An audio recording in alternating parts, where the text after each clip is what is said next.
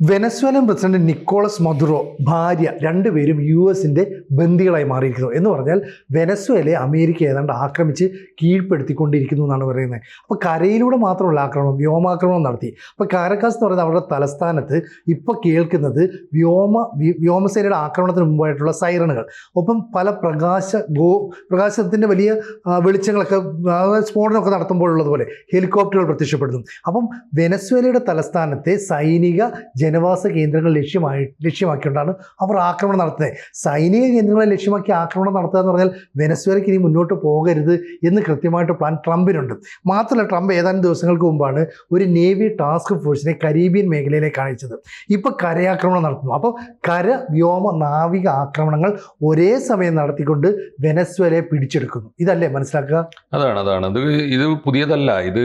ഇതാണ് സംഭവിക്കുക എന്ന് ഏതാണ്ട് വർഷങ്ങൾ, ഒരു വർഷത്തിലേറെയായിട്ട് നമുക്കറിയാം. അവിടെ ഈ ഷാവേസ് മാറി ആര് ഭരിക്കണമെന്ന് തീരുമാനിക്കുന്നതിൽ അമേരിക്കക്കൊരു കണ്ണുണ്ടായിരുന്നു.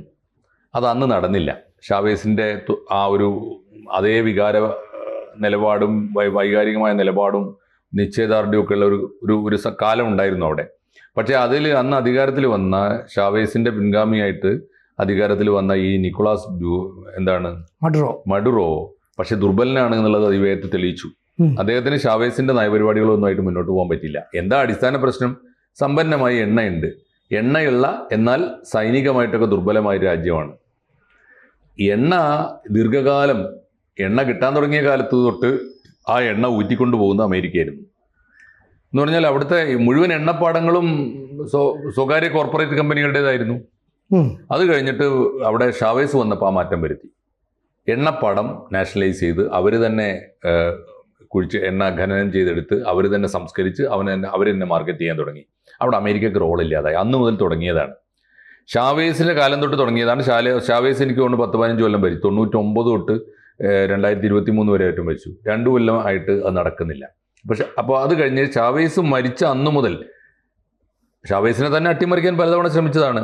പലതവണ കൊല്ലാൻ ശ്രമിച്ചതാണ്, അട്ടിമറിക്കാൻ ശ്രമിച്ചതാണ്, പട്ടാളം അട്ടിമറിക്കാൻ ശ്രമിച്ചതാണ്, ഒക്കെ നടന്നില്ല.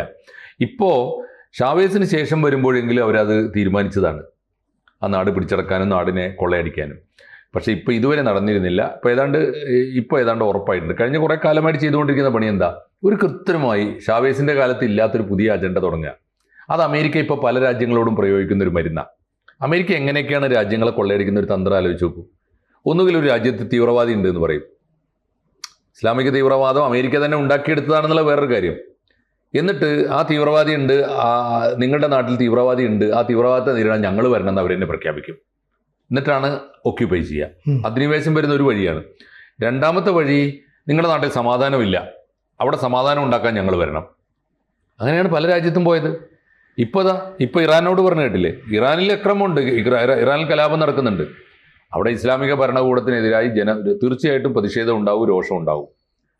അവിടെ പക്ഷേ അവർ വിളിക്കാതെ എന്തിനാ അമേരിക്ക ചെല്ലേണ്ട കാര്യം? ഞങ്ങൾ ചെല്ലും, ഞങ്ങൾ വരും എന്ന് പറയുന്ന അതേ രീതിയാണ് ഇപ്പോൾ അമേരിക്ക.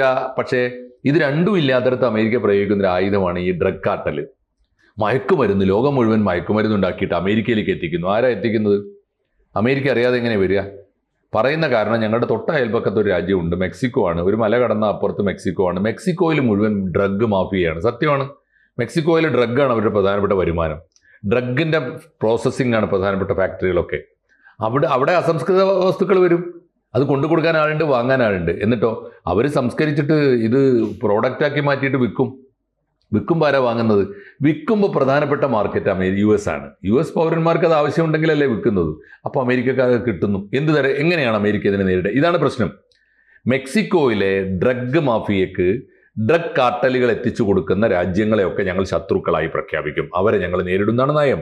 അങ്ങനെയാണെങ്കിൽ ചെയ്യേണ്ടത് എന്താ? മെക്സിക്കോ എന്ന രാജ്യം ഇത്ര വലിയ കോത്താമ്പിയൊന്നുമല്ല അമേരിക്കയുടെ മുമ്പിൽ.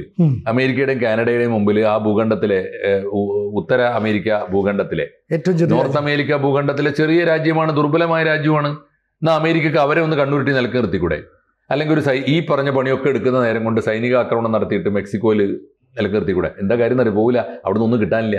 അപ്പോൾ എണ്ണ നിക്ഷേപമുള്ള രാജ്യങ്ങളിലായിരിക്കും എപ്പോഴും അമേരിക്കയുടെ കണ്ണ്. ആണ്. ഇവിടെ ഇപ്പം ലോകത്ത് ഏറ്റവും അധികം എണ്ണ നിക്ഷേപമുള്ള ഏറ്റവും ചെറിയ രാജ്യങ്ങളിലൊന്നാണ് ഈ വെനസ്വേല. അപ്പം ഞങ്ങൾ പറയുന്ന പോലെ കേട്ടില്ലെങ്കിൽ ഡ്രഗ് മാഫിയയുടെ പേര് പറഞ്ഞ് നിങ്ങളെ ആക്രമിക്കും. അപ്പോൾ ഇവിടെ സംഭവിക്കുന്നത് വെച്ചാൽ വെനസ്വേലയിൽ അങ്ങ് അടിയന്തരാവസ്ഥ പ്രഖ്യാപിക്കുക. അടിയന്തരാവസ്ഥ പ്രഖ്യാപിക്കുകയും ഈ നിക്കോളസ് മഡുറോയെയും ഭാര്യയും ബന്ദിയാക്കുകയും ചെയ്താൽ ഭരണം പിന്നെ മുന്നോട്ട് പോയില്ലല്ലോ. അപ്പൊ സ്വാഭാവികമായിട്ടും ജനങ്ങളുടെ അടുത്ത് തന്നെ പറയണം നിങ്ങൾ രാജ്യം വിട്ടുപോകാൻ. അപ്പം വലിയ ആക്രമണം ഉണ്ടാകുമെന്നുള്ളൊരു ഭീതി സൃഷ്ടിച്ച് അവിടുത്തെ ഒരു ഭരണകൂടം ഇല്ലാതാക്കുക, ലോലെസ് ആക്കുക. ക്രമസമാധാനം പാലിക്കണമെങ്കിൽ ഒരു ഭരണകൂടം വേണം. മഡുറോയെയും കുടുംബത്തിനെയും ആദ്യം അവിടുന്ന് കടത്തിക്കൊണ്ട് പോയാൽ പിന്നെ ഉത്തരവിടാൻ ആളില്ല. പിന്നെ വേറൊന്നുണ്ട്, ആ പദവിയിലോ ആ കസേരയിലോ ആ ഓഫീസോ കൈയാളുന്ന അമേരിക്കൻ പോലീസോ അമേരിക്കയുടെ ഏജന്റുമാർ ആരാണോ അവരാണ് പിന്നെ ഉത്തരവിടുക. ആ ഉത്തരവ് അനുസരിക്കാൻ എല്ലാവരും ബാധ്യസ്ഥരാണ്. ഇല്ലെങ്കിൽ നാട്ടിൽ യുദ്ധം ഉണ്ടാകുമെന്നുള്ള ഭീതി ഇതാ, നിങ്ങൾ സൂക്ഷിച്ചോളാം, ജീവനും കൊണ്ട് ഓടിക്കോളാം നാട്ടുകാരും പിന്നെ അടിയന്തരാവസ്ഥ പ്രഖ്യാപിക്കുകയും ചെയ്തു. അപ്പോൾ ഇതാണ് അവിടുത്തെ ഒരു നയം. ഈ അടിയന്തരാവസ്ഥ പ്രഖ്യാപിച്ചത് അമേരിക്കയായിരിക്കും, യുദ്ധം പ്രഖ്യാപിക്കുന്ന അമേരിക്കയാണ്, ബന്ദിയാക്കുന്ന അമേരിക്കയാണ്. ഇപ്പോൾ ഭരണകൂടം ഏതാണ്ട് അവരുടെ കയ്യിലുമായിരിക്കും. ഇതാണ് ഇപ്പോൾ സംഭവിച്ചിട്ടുണ്ടാവുക. ഇത് കഴിഞ്ഞ കുറേ കാലത്തെ ഒരു അജണ്ടയാണ്. ചെയ്യേണ്ടത് എന്താണെന്ന് ചോദിച്ചാൽ ഈ പറയുന്ന മുഴുവൻ നുണയാണല്ലോ. ഇപ്പം ചെയ്തുകൊണ്ടിരിക്കുന്നത് എന്താ, ഒരു നേവി ബറ്റാലിയൻ എന്താ, ഒരു കൂട്ടം അമേരിക്കൻ കപ്പലുകളെ നിയോഗിക്കുകയാണ്. എങ്ങോട്ട്? കരീബിയൻ കടൽ മുഴുവൻ സെർച്ച് ചെയ്യുക. എന്നിട്ട് അവിടെ എവിടെയെങ്കിലും വെനിസുലയുടെ കപ്പലുണ്ടോ നോക്കുക. അത് മുഴുവൻ പിടിച്ചെടുക്കുക. എന്തിനാണ് പിടിച്ചെടുക്കുന്നത്? അത് ഡ്രഗ് കാർട്ടൽ ഉണ്ടോ നോക്കാൻ. എന്നിട്ട് പിടിച്ചെടുത്ത കപ്പലുകളിൽ നിന്ന് ആ സമയം കൊണ്ട് തന്നെ അമേരിക്കയുടെ ബോട്ടുകൾ വന്നിട്ട് എണ്ണ ഊറ്റിയെടുക്കുകയാണ്. എന്ന് പറഞ്ഞാൽ കപ്പലുകൾ സെർച്ച് ചെയ്യുക, പിടിച്ചെടുക്കുക, അതിൽ നിന്ന് എണ്ണ ഊറ്റിയിട്ട് അമേരിക്കയിലേക്ക് കടത്തുക. അവിടുത്തെ സാമ്പത്തിക പ്രതിസന്ധിയൊക്കെ പരിഹരിക്കാനുള്ള ഒരു വഴിയായിട്ടാണ് ഇവർ എന്നും യുദ്ധത്തെ ഉപയോഗിച്ചിട്ടുള്ളത്. ചെയ്യേണ്ടത് ഒന്നുകിൽ മെക്സിക്കോയെ ആക്രമിക്കുക, മെക്സിക്കോയെ നിലക്ക് നിർത്തുക, അല്ലെങ്കിൽ അമേരിക്കൻ പൗരന്മാർക്ക് ഡ്രഗ് ഉപയോഗിക്കാൻ പാടില്ല എന്ന നിയമം കൊണ്ടുവരിക. ഡ്രഗിനെ നിയമവിരുദ്ധമായിട്ട് പ്രഖ്യാപിക്കുക. അതിനൊന്നും ധൈര്യമില്ല. എനിക്ക് ധൈര്യം ആ നിയമം എങ്ങനെ വന്നാൽ ഇന്ത്യയിൽ മദ്യം നിരോധിച്ച പോലെ ഒന്നും ആവില്ല. അമേരിക്കയിൽ ഡ്രഗ് നിരോധിച്ചാലുണ്ടല്ലോ ഒരു ഒറ്റ ദിവസം കൊണ്ട് കത്തിച്ചു കളയും അവർ അമേരിക്ക. അവരതിൻ്റെ അഡിക്റ്റാണ്. അതില്ലെങ്കിൽ അവിടെ നിലനിൽക്കാൻ കഴിയില്ല അവർക്ക്. അപ്പൊ ഇതാണ് സ്ഥിതി. അമേരിക്ക ഇപ്പൊ ചെയ്തുകൊണ്ടിരിക്കുന്ന വല്ലാത്തൊരു കളിയാണ്. പക്ഷേ ഇപ്പൊ ഈ പൗരന്മാർ വെനസ്വേല വിടണമെന്ന് പറഞ്ഞാൽ ഇത് മുഴുവൻ ഞങ്ങളുടെ നിയന്ത്രണത്തിലേക്ക് വരുന്നു എന്ന് പറയുന്നത്. ഇവിടെ കരയാക്രമണം തുടരുന്നു ഡൊണാൾഡ് ട്രംപ് തന്നെ പറയുന്നുണ്ട്. ഒപ്പം നാവികസേനയുടെ ആക്രമണം നടത്തുന്നുണ്ട്. ജനങ്ങൾ വല്ലാതെ പരിഭ്രാന്തിയില്ല. അപ്പൊ ജനവാസ കേന്ദ്രങ്ങളിലേക്ക് ആക്രമണം നടത്തുന്നു. ഒപ്പം സൈനിക കേന്ദ്രങ്ങൾക്ക് നേരെയാണ് ഞങ്ങൾ ലക്ഷ്യം വെക്കുന്നത് പറയുന്നത്. അപ്പൊ സൈനിക കേന്ദ്രങ്ങൾക്ക് നേരെ എന്ന് പറഞ്ഞിട്ട് ജനവാസ കേന്ദ്രങ്ങളെ ആക്രമിച്ചാൽ മതിയല്ലോ. അവിടുത്തെ ജനങ്ങൾ പരിഭ്രാന്തരായില്ലേ. അപ്പൊ സ്വാഭാവികമായിട്ടും വെനസ്വേലയെ സഹായിക്കേണ്ട ചില കമ്മ്യൂണിസ്റ്റ് രാജ്യങ്ങളുണ്ടാവും. അവർക്കൊക്കെ ഇപ്പോൾ നിലവിൽ ട്രംപിനോട് പിടിച്ചിരിക്കാൻ പറ്റില്ല. അതുകൊണ്ട് പൂർണ്ണമായിട്ടും വെനസ്വേലയുടെ നിയന്ത്രണം അമേരിക്കയിൽ. തീർച്ചയായിട്ടും. ഇപ്പോൾ ഇപ്പോഴത്തെ പ്രശ്നം ഈ കമ്മ്യൂണിസ്റ്റ് ചേരി അല്ലെങ്കിൽ സോഷ്യലിസ്റ്റ് ചേരി എന്ന് പറഞ്ഞ ചേരി ഇല്ലല്ലോ. ആകെ ഉണ്ടായിരുന്ന ഇവരെ സഹായിച്ചിരുന്ന ഒരേ ഒരു രാജ്യം ക്യൂബയായിരുന്നു. തൊട്ടടുത്ത ക്യൂബ ഉണ്ടായിരുന്നു. ഇപ്പോൾ ക്യൂബയിലും ഈ പറഞ്ഞ കമ്മ്യൂണിസ്റ്റ് മൂല്യമോ അല്ലെങ്കിൽ ഒരു സോഷ്യലിസ്റ്റ് കമ്മിറ്റ്മെൻറ്റോ ഒന്നുമുള്ള ഒരു നിലയിലല്ല പോകുന്നത്. പിന്നെ അവർ സോവിയറ്റ് യൂണിയൻ തകർന്നുപോയി. പിന്നെ അവർക്ക് പ്രതീക്ഷ ഉണ്ടായിരുന്ന ഒരു രാജ്യം ചൈനയാണ്. ചൈനയുടെ സ്ഥിതി എന്താ? ചൈന സമ്പൂർണ്ണമായി അവരുടെ രാജ്യത്തിൻ്റെ മുതലാളിത്ത താല്പര്യങ്ങളുമായി മൂലധന താല്പര്യങ്ങളുമായിട്ട് അവരും പോയി. അവർക്കിപ്പോൾ ഈ ചേരിയൊന്നും വേണ്ട, കോളനികൾ വേണ്ട, അവർക്ക് ക്ലയൻസ് മതി. അവരാണ് പറയുന്നത് ഞങ്ങൾക്ക് അലീസ് വേണ്ട, ക്ലയൻസ് മതി എന്നാണ് അവരുടെ ഒരു വാദം. പിന്നെ വേണ്ടത് റഷ്യയാണ്. റഷ്യക്ക് എവിടെ കമ്മ്യൂണിസ്റ്റ് താല്പര്യങ്ങൾ എവിടെ? റഷ്യയുടെ സാമ്രാജ്യത്വം അധിനിവേശ മോഹമുള്ളൂ. അതെ എന്ന് പറഞ്ഞാൽ ആ കൂട്ടത്തിൽ വെനിസുലയെ കിട്ടിയാൽ വെനിസുലയും കൂടി പിടിച്ചെടുക്കുന്നല്ലാതെ അവരെ രക്ഷപ്പെടുത്താനുള്ള സ്വാതന്ത്ര്യ സമരത്തിനൊന്നും അവർ പോകില്ല. അപ്പോൾ ആ ചേരി ഇല്ലാതായി എന്നുള്ള നല്ല ബോധ്യം അമേരിക്കക്ക് ഉണ്ട്. അല്ലെങ്കിൽ തൊടൂല, അനങ്ങൂല. സോഷ്യലിസ്റ്റ് ചേരി എന്ന് പറഞ്ഞാൽ ചേരിയില്ല അമേരിക്ക നേരിടാൻ. അപ്പോൾ എന്താണ് ഇപ്പം എന്തായാലും സംഭവിക്കുക? നമ്മൾ ഇതിലൊരു അവസ്ഥ ഉള്ളത്, ഇപ്പോൾ ഈ യുദ്ധം തുടങ്ങുമ്പോൾ എപ്പോഴും ഇങ്ങനെയാണ്. വലിയ യുദ്ധങ്ങൾ അല്ലെങ്കിൽ വലിയ പോരാട്ടങ്ങളൊക്കെ തുടങ്ങുമ്പോൾ രണ്ടു കൂട്ടരും മൗനം പാലിക്കും. ഇപ്പൊ അമേരിക്ക ഒന്നും വേണ്ടിയിട്ടില്ല, ട്രംപ് പറയുന്നുണ്ടെന്നേ ഉള്ളൂ. അത് ശരിയോ തെറ്റോ എന്തെങ്കിലും ഇപ്പുറത്തുനിന്ന് പറയണം, അവരും പറഞ്ഞിട്ടില്ല. പക്ഷെ അവർ ക്രൈസിസിലാണ് നമ്മൾ കാണുന്നത്. ഒന്ന്, അവിടെ അടിയന്തരാവസ്ഥ പ്രഖ്യാപിച്ചിരിക്കുന്നു എന്ന വാർത്ത വരുന്നുണ്ട്. രണ്ട്, പുലർച്ചെ 2 മണിക്കാണ് അവിടെ ആക്രമണം നടക്കുന്നത്. പുലർച്ചെ 2 മണിക്കാണ്. പലപ്പോഴും ഇത്തരത്തിലുള്ള അസമയത്താണ് യുദ്ധങ്ങൾ തുടങ്ങുക അവിടുത്തെ സമയം.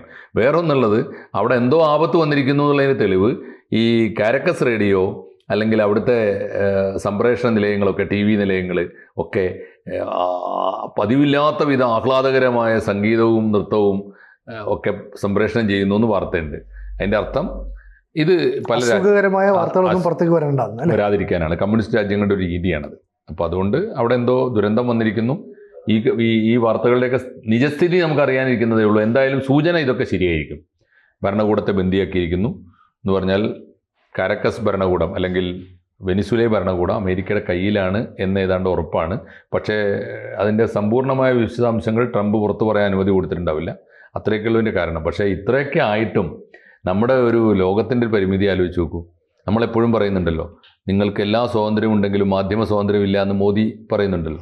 നമ്മൾ സ്വയം പര്യാപ്തമല്ല എന്ന്. ഇത് അതിൻ്റെ ഏറ്റവും ബെസ്റ്റ് എക്സാമ്പിളാണ്. എന്താണ് വെനിസുലയിൽ നടക്കുന്നത് നമുക്കറിയാൻ ഇപ്പോൾ നിവൃത്തിയില്ല. അല്ലെങ്കിൽ നമുക്ക് അവകാശമുണ്ട്. കാരണം നമ്മൾ എന്തറിയണമെന്ന് അറിയണ്ട എന്ന് ഈ അമേരിക്ക തീരുമാനിക്കുമ്പോൾ നമ്മളറിയില്ല. അതുകൂടി ഇതിൻ്റെ ഒരു പാഠമാണ്.